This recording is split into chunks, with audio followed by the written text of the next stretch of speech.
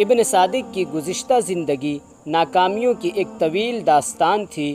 وہ یروشلم کے ایک متمول یہودی گھرانے میں پیدا ہوا۔ ذہین ہونے کے باعث اس نے 16 برس کی عمر میں ہی عربی، فارسی، یونانی اور لاطینی میں غیر معمولی استعداد پیدا کر لی۔ 18 سال کی عمر میں اسے ایک عیسائی لڑکی مریم سے محبت ہو گئی اور وہ اس کے والدین کو شادی پر رضامند کرنے کے لیے عیسائی ہو گیا۔ لیکن مریم کچھ عرصہ ابن صادق کی دلجوئی کرنے کے بعد اس کے چچا زاد بھائی الیاس پر فریفتہ ہو کر اس سے نفرت کرنے لگی۔ ابن صادق نے بہت کوششوں کے بعد مریم کے والدین کو شادی پر رضامند کیا، لیکن وہ ایک موقع پا کر اپنے نئے عاشق کے ساتھ فرار ہو گئی اور دمشق پہنچ کر اس سے شادی کر لی۔ مریم کی محبت اور اخلاق سے متاثر ہو کر الیاس نے بھی عیسائی مذہب اختیار کر لیا۔ رات کے وقت نعیم دیر تک بے قراری کے ساتھ قید خانہ کی 4 دیوار میں چکر لگاتا رہا۔ اس کا دل ایک طویل مدت تک روحانی اور جسمانی کلفتیں اٹھانے کے بعد کسی قدرے بے حس ہو چکا تھا، لیکن اس پر آنکھوں اور کانوں سے محروم ہو جانے کا تصور کوئی معمولی بات نہ تھی۔ ہر لمحہ اس کی بے قرار میں اضافہ ہو رہا تھا۔ کبھی وہ چاہتا تھا کہ یہ رات قیامت کی رات کی طرح طویل ہو جائے، اور کبھی اس کے منہ سے یہ دعا نکلتی کہ ابھی صبح ہو جائے اور انتظار کی مدت ختم ہو۔ وہ ٹہلتے ٹہلتے تھک کر لیٹ گیا۔ کچھ دیر بعد کروٹیں بدلنے کے بعد مجاہد کو نیند آ گئی۔ اس نے خواب میں دیکھا کہ صبح ہونے والی ہے اور اسے کوٹھری سے نکال کر ایک درخت کے ساتھ جکڑ دیا گیا ہے۔ ابن صادق اپنے ہاتھ میں خنجر لیے آتا ہے اور اس کی آنکھیں نکال دیتا ہے۔ اس کے ارد گرد تاریکی چھا جاتی ہے۔ اس کے بعد اس کے کانوں میں کوئی دوائی ڈالی جاتی ہے جس سے اس کے کان سائیں سائیں کرنے لگتے ہیں۔ کچھ سنائی نہیں دیتا۔ ابن صادق کے سپاہی اسے وہاں سے لا کر پھر کوٹھری میں پھینک جاتے ہیں۔ وہ سننے اور دیکھنے کی قوت سے محروم ہو کر کوٹھری کی دیواروں سے ٹھوکریں کھاتا پھرتا ہے اور وہاں سے باہر نکلنے کا کوئی راستہ نظر نہیں آتا۔ سپاہی پھر ایک بار آتے ہیں اور اسے کوٹھری سے گھسیٹتے ہوئے باہر لے جاتے ہیں اور کہیں دور چھوڑ آتے ہیں۔ اس کے بعد اس نے محسوس کیا کہ اس کے کانوں کے پردے یک لخت کھل گئے ہیں اور وہ پرندوں کے چہچہے اور ہوا کی سائیں سائیں سن رہا ہے۔ عذرا اسے دور سے نعیم نعیم کہہ کر پکار رہی ہے۔ وہ اٹھتا ہے اور جس طرف سے آواز آتی ہے اس طرح قدم اٹھاتا ہے، لیکن چند قدم چلنے کے بعد اس کا پاؤں ڈگمگاتا ہے اور وہ زمین پر گر پڑتا ہے۔ اس کی آنکھوں میں اچانک بینائی آ جاتی ہے۔ وہ دیکھتا ہے کہ عذرا اس کے سامنے کھڑی ہے۔ وہ پھر ایک بار اٹھتا ہے اور ہاتھ پھیلا کر عذرا عذرا کہتا ہوا اس کی طرف بڑھتا ہے، لیکن اس کے قریب پہنچ کر غور سے دیکھنے کے بعد وہ ٹھٹک کر رہ جاتا ہے۔ عذرا کی بجائے اس کوٹھری میں اس سے ملتی جلتی حسن و جمال کی ایک تصویر کھڑی تھی۔ دیوار کے روزن میں سے چاند کی روشنی اس کے چہرے پر پڑ رہی تھی۔ تھوڑی دیر بغور دیکھنے کے بعد اس نے پہچان لیا کہ وہ زلیخا ہے، لیکن وہ دیر تک پریشانی کی حالت میں کھڑا یہی محسوس کرتا رہا کہ وہ ایک خواب دیکھ رہا ہے۔ رفتہ رفتہ وہم غلط ثابت ہونے لگا اور اس نے چند بار آنکھیں ملنے اور جسم ٹٹولنے کے بعد یقین کر لیا کہ یہ خواب نہیں بلکہ ایک حقیقت ہے۔ نعیم نے سوال کیا، تم کون ہو؟ کیا یہ ایک خواب نہیں؟ زلیخا نے جواب دیا، نہیں یہ خواب نہیں۔ آپ گھر کیوں پڑے تھے؟ کب؟ اب جب میں نے آ کر آپ کو آواز دی تھی آپ گھبرا کر اٹھے اور پھر گر پڑے تھے۔ اف، میں ایک خواب دیکھ رہا تھا۔ میں نے محسوس کیا کہ میں اندھا ہو چکا ہوں۔ عذرا مجھے بلا رہی ہے اور میں اس کی طرف جاتے ہوئے کسی سے ٹھوکر کھا کر گر پڑا ہوں، لیکن آپ یہاں۔ زلیخا نے کہا، آپ آہستہ بولیں۔ اگرچہ اس وقت وہ سب سو رہے ہیں، لیکن پھر بھی اگر کسی کے کان میں آپ کی آواز پہنچ گئی تو بنا بنایا کھیل بگڑ جائے گا۔ میں نے پہرہ داروں کو اپنا سارا زیور دے کر بڑی مشکل سے اس کوٹھری کا دروازہ کھلوایا ہے۔ انہوں نے ہمارے لیے 2 گھوڑے مہیا کرنے اور قلعہ کا دروازہ کھول دینے کا وعدہ کیا ہے۔ آپ اٹھیں اور میرے ساتھ احتیاط سے چلیں۔ 2 گھوڑے؟ وہ کس لیے؟ میں آپ کے ساتھ چلوں گی۔ میرے ساتھ؟ نعیم نے حیرانی سے پوچھا۔ ہاں، آپ کے ساتھ۔ مجھے امید ہے کہ آپ میری حفاظت کریں گے۔ میرے والدین کا گھر دمشق میں ہے، آپ مجھے وہاں تک پہنچا دیں گے؟ آپ اس قلعہ میں کیوں کر آئی؟ زلیخا نے کہا، باتوں کا وقت نہیں، میں بھی آپ کی طرح ایک بد نصیب ہوں۔ نعیم نے ذرا تأمل سے کہا، اس وقت آپ کا میرے ساتھ جانا مناسب نہیں، آپ تسلی رکھیں، میں آپ کو چند دن کے اندر اس شخص کے ہاتھوں سے چھڑا لے جاؤں گا۔ نہیں نہیں، خدا کے لیے مجھے مایوس نہ کرو۔ زلیخا نے روتے ہوئے کہا، میں آپ کے ساتھ جاؤں گی۔ آپ کے بعد اگر اسے معلوم ہو گیا کہ آپ کو آزاد کرانے میں میرا ہاتھ ہے تو وہ مجھے قتل کیے بغیر نہ چھوڑے گا، اور اگر اسے نہ بھی معلوم ہوا تو بھی وہ آپ کے جاتے ہی آپ کی طرف سے خوف زدہ ہو کر اس قلعے کو چھوڑ کر کسی اور جگہ روپوش ہو جائے گا اور مجھے کسی ایسے پنجرے میں قید کرے گا جس تک پہنچنا آپ کی طاقت سے بعید ہوگا۔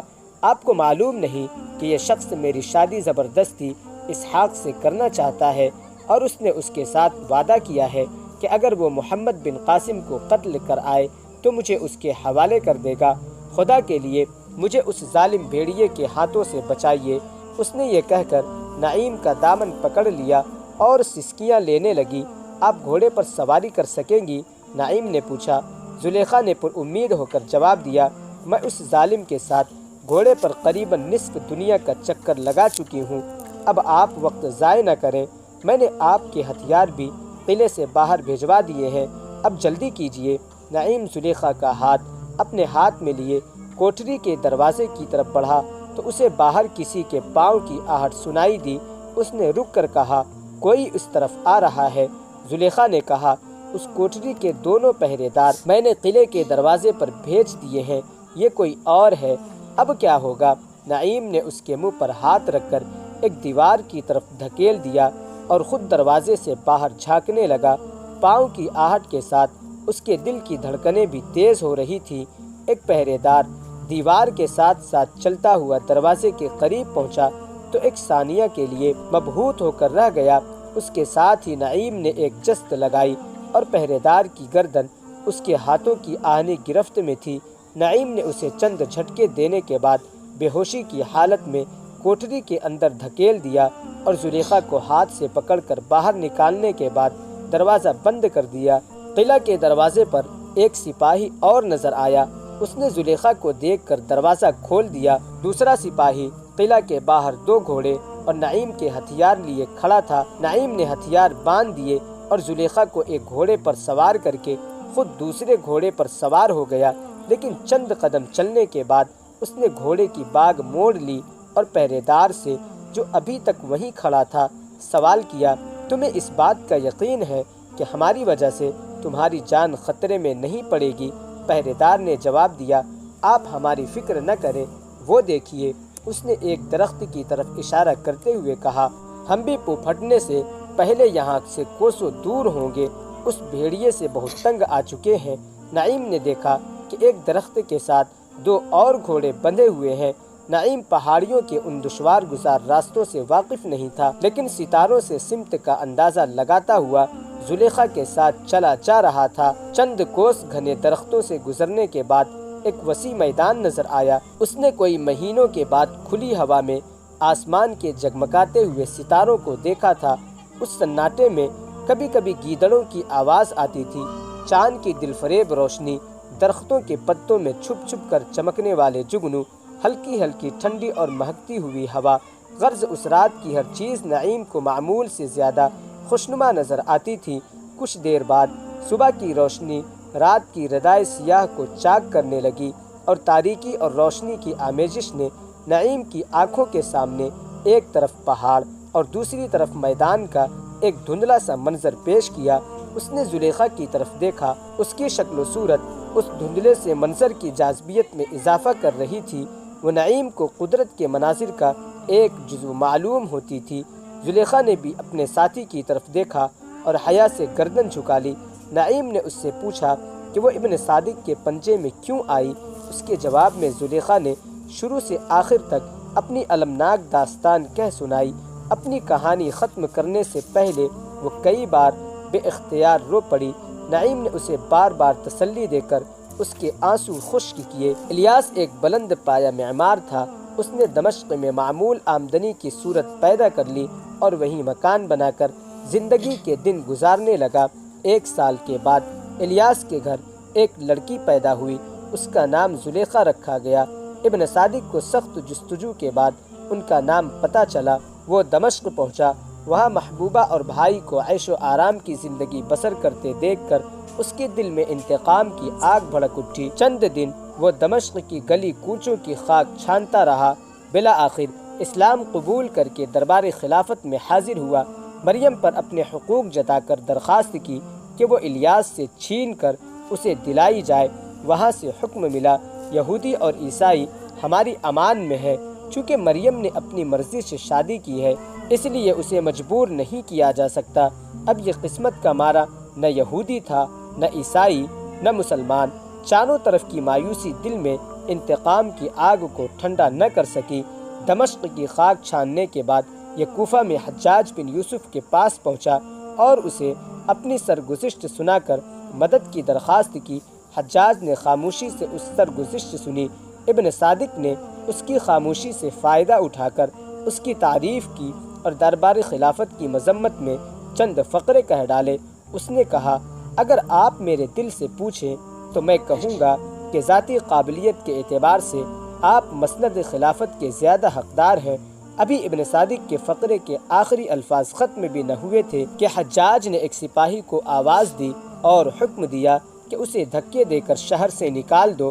ابن صادق کو مخاطب کرتے ہوئے کہا، تمہاری سزا قتل تھی، لیکن میں اس لیے درگزر کرتا ہوں کہ تم میرے ہاں ایک مہمان کی حیثیت سے آئے ہو۔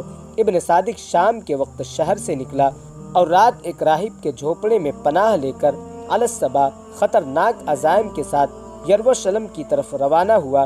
وہ یروشلم میں بھی زیادہ دیر نہ ٹھہر سکا۔ چند سال تک وہ اپنے بھائی اور محبوبہ کے علاوہ تمام دنیا کے خلاف جذبہ انتقام لیے مارا مارا پھرتا رہا۔ بالآخر اس نے اپنے ساتھ شرپسندوں کی ایک خطرناک جماعت پیدا کر لی اور ایک زبردست سازش کے ارادے سے انہیں تمام ملک میں پھیلا دیا، اور وہ اس مختصر جماعت کا روحانی پیشوا بن بیٹھا۔ ایک دن اسے اپنے چچا زاد بھائی سے انتقام لینے کا موقع ملا اور وہ اس کی اکلوتی بیٹی زلیخا کو اغوا کر لیا۔ زلیخا کی عمر اس وقت 8 سال تھی۔ ابن صادق اسے لے کر ایران کی طرف بھاگا اور مدائن میں اپنی جماعت کے اسحق نامی ایک شخص کے سپرد کر کے پھر سے اپنے تخریبی مقاصد کی تکمیل میں مصروف ہو گیا۔ 2 ماہ بعد اس کی جماعت کے خفیہ کارکنوں نے الیاس اور مریم کو قتل کر ڈالا۔ اس نے اس سفاکانہ قتل کے بعد بھی بس نہ کی اور اپنی بقیہ زندگی کو تمام دنیا کے لیے خطرناک بنانے کی ٹھان لی۔ عالم اسلام میں سیاسی اقتدار حاصل کرنے کی نیت سے وہ حکومت کے خلاف سازشوں میں مصروف ہو گیا۔ چند خارجیوں اور اسلام کے دشمنوں نے اس کے ساتھ بے پناہ عقیدت کا اظہار کیا، لیکن اس کے مقاصد کی تکمیل کے راستے میں مالی مشکلات حائل تھیں۔ اس کے ذہن میں ایک تدبیر آئی اور وہ 2 مہینوں کا سفر ہفتوں میں طے کرتا ہوا قیصر روم کے دربار میں حاضر ہوا۔ قیصر اگر مشرق میں اپنا کھویا ہوا اقتدار دوبارہ حاصل کرنا چاہتا تھا، تاہم ابھی تک اس کے دل میں اپنے آباء و اجداد کی شکستوں کی یاد تازہ تھی۔ اس نے ابن صادق کے ساتھ کھلے طور پر شریک عمل ہونے کی جرأت نہ کی، لیکن مسلمانوں کے اس حد تک خطرناک دشمن کی حوصلہ افزائی ضروری خیال کی۔ اس نے ابن صادق سے کہا، ہم تمہاری ہر ممکن طریقے سے مدد کریں گے، لیکن جب تک مسلمان ایک ہے ہم ان پر حملہ کرنا خلاف مصلحت سمجھتے ہیں۔ تم واپس جا کر اپنا کام جاری رکھو، ہم تمہاری خدمات کا خیال رکھیں گے۔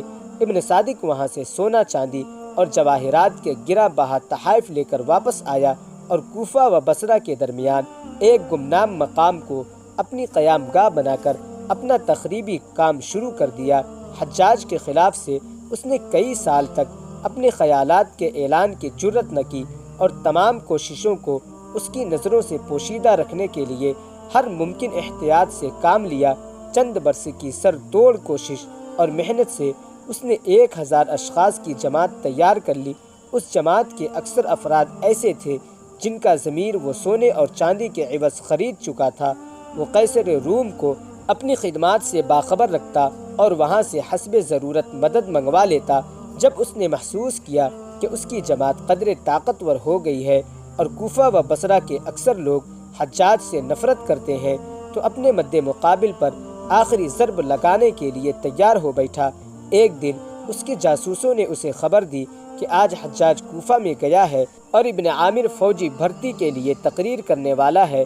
اسے یہ بھی معلوم ہوا کہ بصرہ کے اکثر لوگ فوج میں بھرتی ہونے سے کتراتے ہیں۔ ابن صادق نے اس موقع سے فائدہ اٹھانا چاہا اور پہلی مرتبہ اپنے گوشہ سے نکل کر اہل بصرہ کے عام جلسے میں حصہ لینے کی جرأت کی۔ اسے یقین تھا کہ وہ بصرہ کے غیر مطمئن لوگوں کو اپنی جادو بیانی سے مشتعل کرنے میں کامیاب ہوگا، لیکن اس کا یہ وہم غلط ثابت ہوا۔ نعیم نے اچانک نمودار ہو کر اس کا بنا بنایا کھیل بگاڑ دیا۔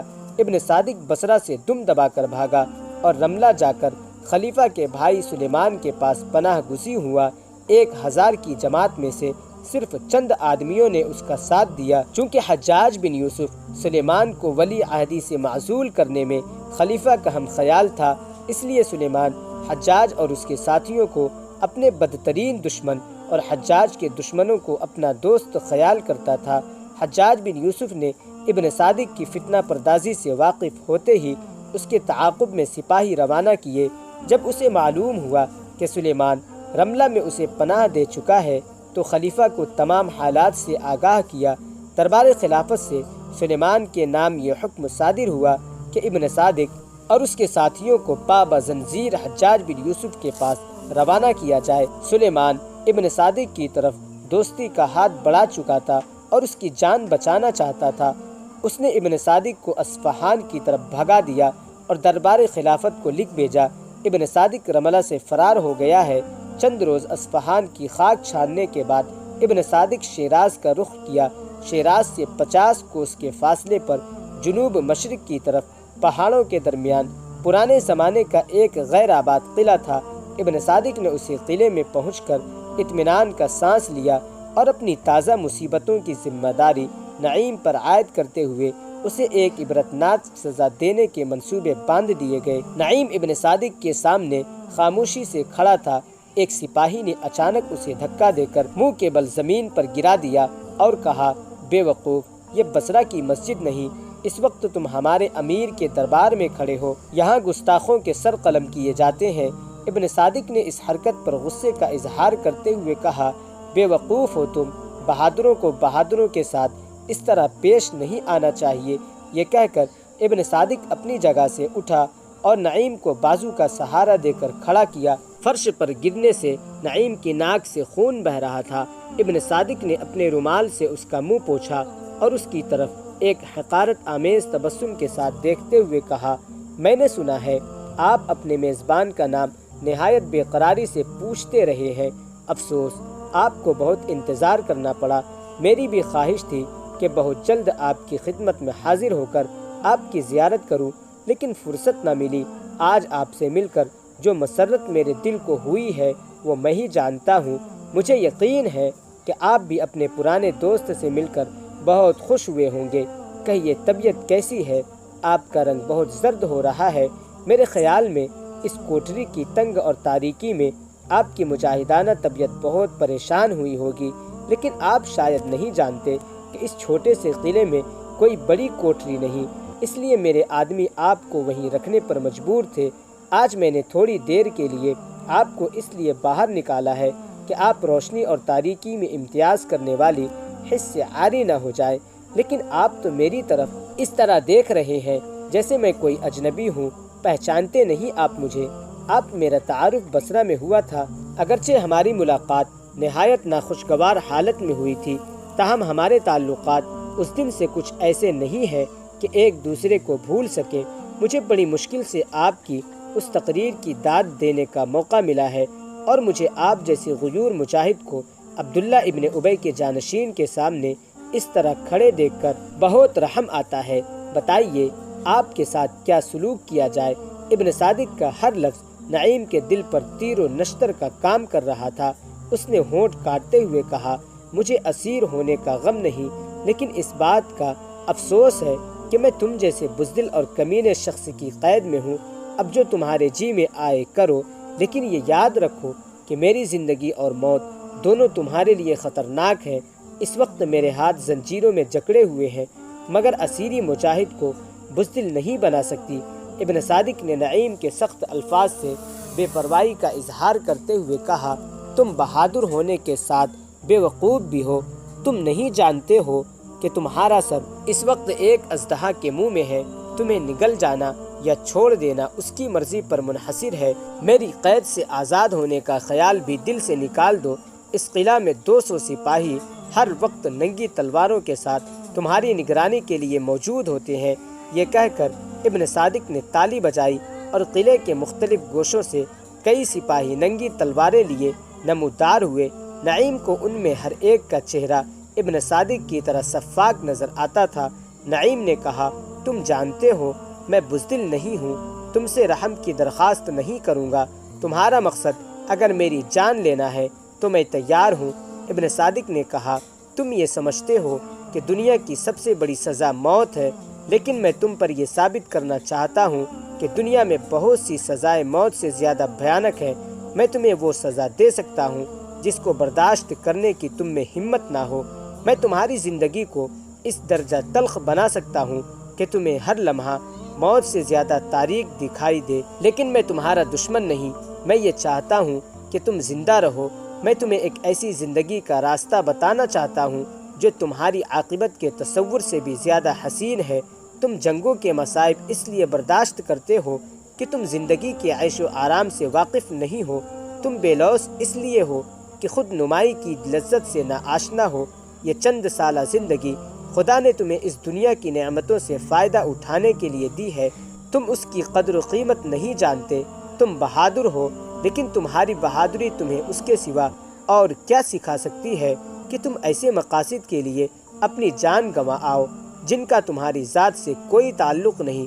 تم یہ خیال کرتے ہو کہ تم راہ خدا میں قربان ہو رہے ہو، لیکن خدا کو تمہاری قربانیوں کی ضرورت نہیں۔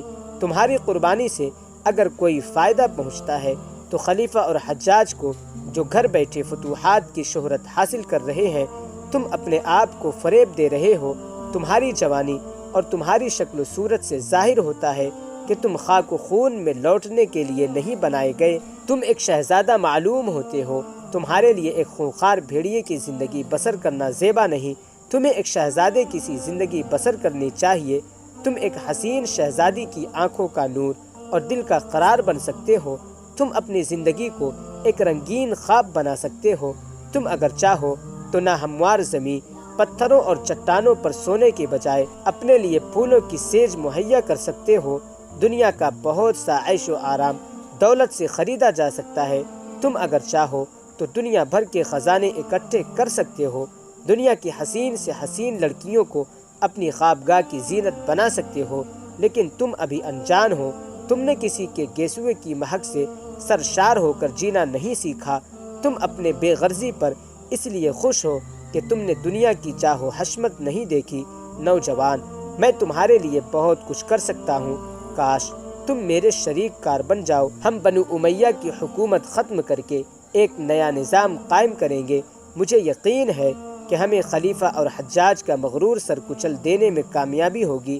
شاید تم یہ خیال کرتے ہو کہ میں وہی ابن صادق ہوں جس کے ساتھ تمہیں بصرہ کے عام اجلاس سے وابستہ پڑا تھا، لیکن میں تمہیں یقین دلاتا ہوں کہ میں اتنا حقیر نہیں ہوں جتنا کہ تم مجھے خیال کرتے ہو۔ تمہارے لیے یہ جان لینا کافی ہے کہ میری پشت پر قیصر روم جیسے آدمی موجود ہیں۔ عرب و عجم میں ایک زبردست انقلاب پیدا کرنے کے لیے وقت کا انتظار کر رہا ہوں۔ میں مدت سے تمہارے جیسے جادو بیاں نوجوان کی تلاش میں تھا۔ تمہارے سامنے وہ میدان عمل پیش کرنا چاہتا ہوں جس میں تم اپنے خداداد جوہر کا پورا استعمال کر سکو گے۔ تمہارے جیسے نوجوان کو ایک معمولی سپاہی کے عہدے پر قناعت کرنے کے بجائے خلافت کا دعوے دار بننا چاہیے۔ نعیم کو خاموش دیکھ کر ابن صادق نے خیال کیا کہ وہ اس کے دام فریب میں آ چکا ہے۔ اس نے لہجے کو ذرا نرم کرتے ہوئے کہا، اگر تم میرے ساتھ وفاداری کا عہد کرو تو میں ابھی تمہاری زنجیر کھلوا دیتا ہوں۔ بتاؤ تمہارا کیا ارادہ ہے؟ تمہارے لیے زندگی بسر کرنے کے لیے دو ہی راستے ہیں۔ کہو، تم زندگی کی نعمتوں سے مالا مال ہونا چاہتے ہو یا اسی تاریک کوٹری میں زندگی کے باقی دن گزارنا پسند کرتے ہو؟ نعیم نے گردن اوپر اٹھا لی۔ اس کی آنکھ غیر معمولی کرب کا اظہار کر رہی تھی۔ اس نے جوش میں آ کر جواب دیا، تمہاری باتیں میرے لیے ایک زخمی کتے کی چیخ و پکار سے زیادہ معنی نہیں رکھتی۔ تم نہیں جانتے کہ میں اس آقا کا غلام ہوں جس نے زمین کے ذروں سے آسمان کے ستاروں تک کا مالک ہونے کے باوجود اپنے پیٹ پر 3 پتھر باندھے تھے۔ تم مجھے دولت کا لالچ دینا چاہتے ہو۔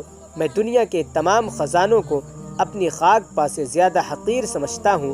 تم کہتے ہو زندگی عیش و آرام کا نام ہے، لیکن وہ عیش و آرام جو تلواروں کے سائے میں آزادی کا سانس لینے والوں کو نصیب ہوتا ہے، تم جیسے رذیل انسانوں کے تخیل سے بھی بلند ہے۔ تم مجھے خدا کے واسطے سے ہٹا کر اپنے ذلیل مقاصد کی تکمیل کا اعلی کار بنانا چاہتے ہو، لیکن اپنے ذاتی مقاصد کے لیے خون کی ندیاں بہانے سے احتراز نہیں کرتے۔ تمہیں جس قیصر کی طاقت پر ناز ہے، اس کے آباء و اجداد کئی معرکوں میں ہماری تلواروں کے جوہر آزما چکے ہیں۔ بے شک میں اس وقت تمہارے قبضے میں ہوں، لیکن قید یا موت کا خوف مجھے بے حس یا ضمیر نہیں بنا سکتا۔ تم مجھ سے کسی ایسے کام کی توقع نہ رکھو جو ایک مجاہد کے شایہ نشان نہ ہو۔ ابن صادق نے کھسیانہ ہو کر جواب دیا، تم چند روز میں ایسے کام پر آمادہ ہو جاؤ گے جسے دیکھ کر شیطان بھی شرما جائے۔ یہ کہہ کر اس نے اپنے حاشیہ نشینوں کی طرف دیکھا اور ایک شخص کو اسحاق کے نام سے آواز دی۔ اس آواز پر وہی قوی ہیکل جوان نے نعیم کو فریب دے کر گرفتار کیا تھا۔ آگے بڑھا۔ نعیم کو پہلی بار معلوم ہوا کہ اس کا نام اسحاق ہے۔ ابن صادق نے کہا، اسحاق، اس کا دماغ درست کرو۔ ابن صادق کے حکم سے نعیم کو برآمدے کے ایک ستون سے باندھ دیا گیا۔ اس نے آگے بڑھ کر نعیم کی قمیص پھاڑ ڈالی اور اس کا سینہ اور بازو عریاں کرتے ہوئے اسحاق کی طرف اشارہ کیا۔ اسحاق ایک خونخوار بھیڑیے کی طرح آگے بڑھا اور نعیم پر کوڑے برسانے لگا۔ نعیم نے اف تک نہ کی اور پتھر کی ایک مضبوط چٹان کی طرح کوڑے کھاتا رہا۔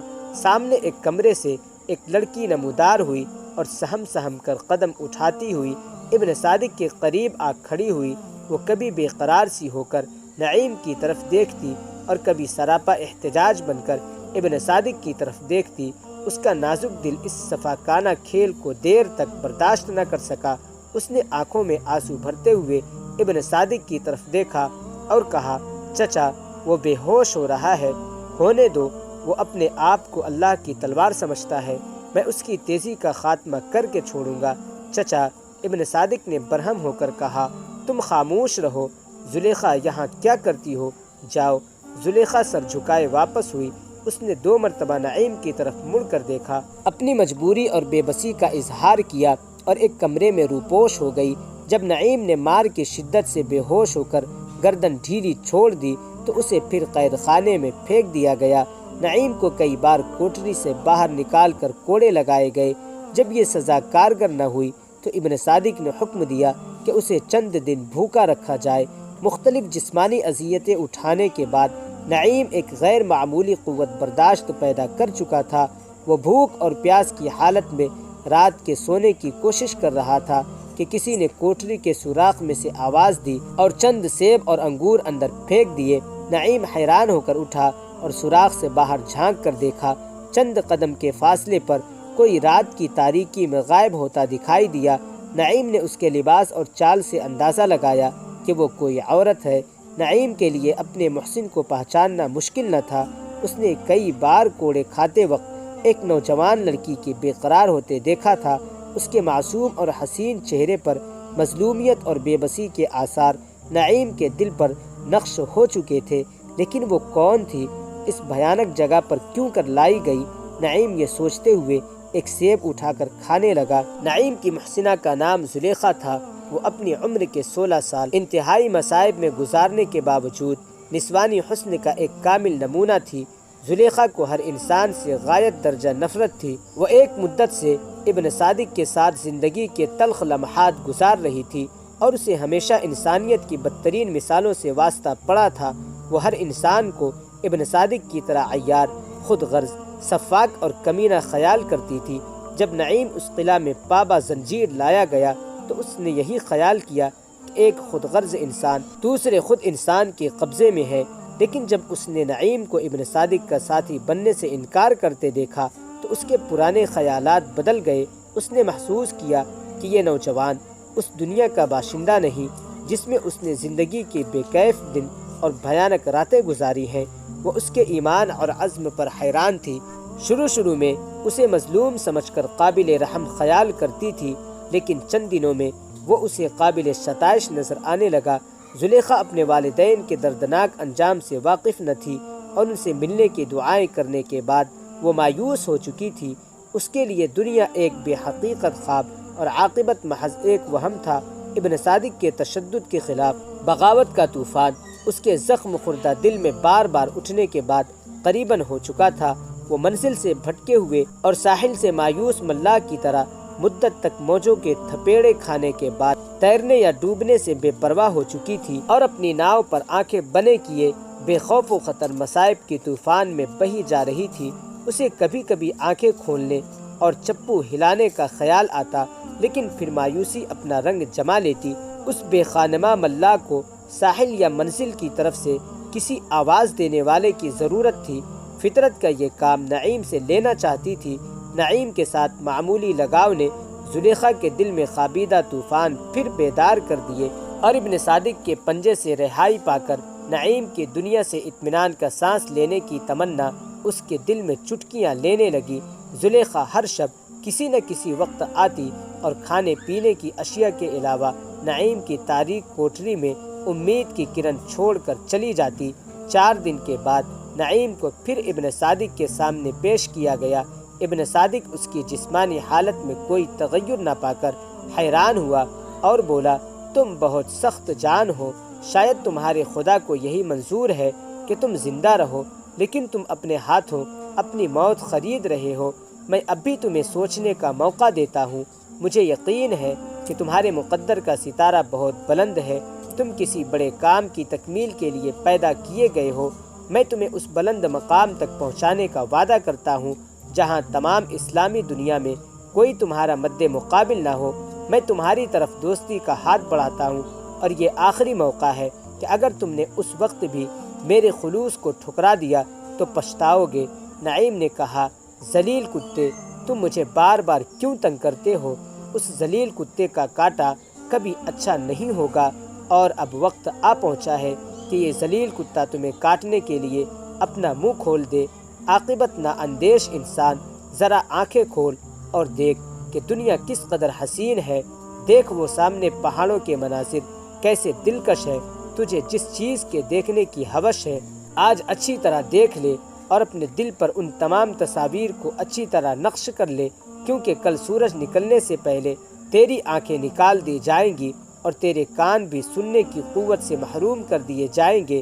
آج جو کچھ دیکھنا چاہتا ہے دیکھ لے، اور جو کچھ سننا چاہتا ہے سن لے۔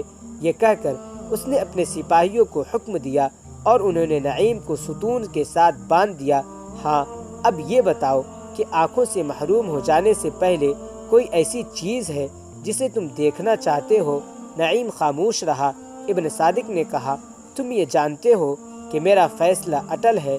تمہیں آج کا سارا دن یہیں گزارنے کی مہلت دی جاتی ہے۔ اس وقت سے فائدہ اٹھاؤ اور جو چیز تمہاری آنکھوں کے سامنے آئے اسے اچھی طرح دیکھ لو، اور جو نغمے تمہارے سامنے گائے جائیں انہیں اچھی طرح سن لو۔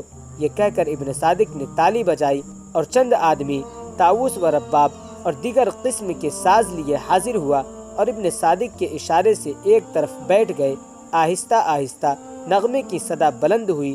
اس کے بعد چند عورتیں مختلف رنگوں کے لباس میں ملبوس ایک کونے سے نمودار ہوئی اور نعیم کے سامنے آ کر رقص کرنے لگی۔ نعیم سر جھکائے اپنے پیروں کی طرف دیکھ رہا تھا، اور اس کے خیالات یہاں سے کوسوں دور ایک چھوٹی سی بستی کی طرف پرواز کر رہے تھے۔ اس مجلس کو منعقد ہوئے چند ساعتیں گزر رہی تھی کہ چند تیز رفتار گھوڑوں کی ٹاپ کی آواز سے حاضرین مجلس چونک اٹھے۔ ابن صادق اٹھ کر ادھر ادھر دیکھنے لگا۔ ایک حبشی غلام نے آ کر اطلاع دی کہ اسحاق آ پہنچا ہے۔ ابن صادق نے نعیم کو مخاطب کر کے کہا، نوجوان، شاید تم ایک نہایت دلچسپ خبر سنو۔ تھوڑی دیر بعد اسحاق ایک تشتری اٹھائے ہوئے حاضر ہوا اور ابن صادق کو آداب بجا لانے کے بعد تشتری کے سامنے رکھ دی۔ تشتری میں کوئی گول مول شے رومال میں لپیٹ رکھی ہوئی تھی۔ ابن صادق نے تشتری پر سے رومال اتارا۔ نعیم نے دیکھا کہ تشتری میں کسی آدمی کا سر رکھا ہوا ہے۔ شاید آپ اسے دیکھ کر خوش ہوں۔ یہ کہہ کر ابن صادق نے ایک حبشی کو اشارہ کیا۔ حبشی نے تشتری اٹھائی اور نعیم کے قریب لا کر زمین پر رکھ دی۔ تشتری میں رکھے ہوئے سر کو پہچان کر نعیم کے دل میں ایک چرکا لگایا۔ یہ ابن عامر کا سر تھا۔ سوکھے ہوئے چہرے پر اب بھی ایک تبسم کھل رہا تھا۔ نعیم نے اشک آلود آنکھوں کو بند کر لیا۔ زلیخا ابن صادق کے پیچھے کھڑی یہ دردناک منظر دیکھ رہی تھی۔ اس عزم و استقلال کے مجسمہ کی آنکھوں میں آنسو دیکھ کر اس کا کلیجہ منہ کو آنے لگا۔ ابن صادق اپنی جگہ سے اٹھا، اسحاق کو قریب بلا کر تھپکی دی اور کہا، اسحاق، اب فقط ایک شرط باقی ہے۔ میں محمد بن قاسم کا سر اس نوجوان کے ساتھ دفن کرنا چاہتا ہوں۔ میں اگر تم اس مہم میں کامیاب ہو گئے کہ زلیخا کو تمہارے جیسے بہادر نوجوان کو اپنا شریک حیات منتخب کرنے میں کوئی عذر نہ ہوگا۔ یہ کہتے ہوئے ابن صادق نے زلیخا کی طرف مڑ کر دیکھا۔ وہ آنسو بہاتے ہوئے اپنے کمرے کی طرف بھاگ گئی۔ ابن صادق نعیم کے پاس کھڑا ہو گیا اور کہنے لگا، مجھے معلوم ہے کہ تمہیں ابن قاسم سے محبت ہے۔ اگر تم اس کا سر یہاں پہنچنے تک زندہ نہ رہ سکے گا تو میں وعدہ کرتا ہوں کہ اس کا سر تمہارے ساتھ دفن کیا جائے گا۔ یہ کہہ کر ابن صادق نے سپاہیوں کو حکم دیا اور وہ نعیم کو قید خانہ میں چھوڑ آئے۔